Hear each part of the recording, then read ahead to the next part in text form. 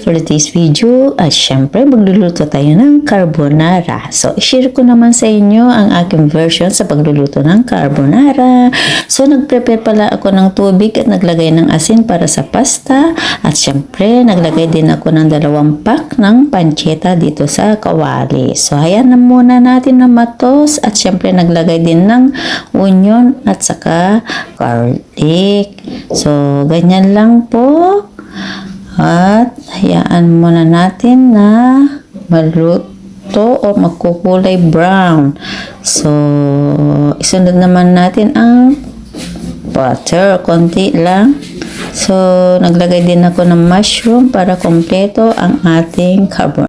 Okay na po. Ayan po. Malapit na maluto. At syempre nagtatad na din ako ng parsley.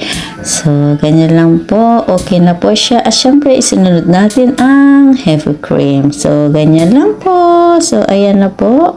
At naglagay din ako ng pork cubes at saka black pepper. So, halu-haluin lang po. So, ganyan po. Luto na po siya. Ayan. Antayin natin lumambot yung pasta. Ayan. So, ayan na. Okay na po siya. At syempre, isunod na natin. Nilagay ang pasta. So, ganyan po kadali magluto ng carbonara. My version. So, ganyan po. At syempre, pinudpuran ko ng parmesan. At syempre, walang iba kundi maglalagay ulit tayo ng parsley. So, ayan po. Ready to serve na. Thanks for watching.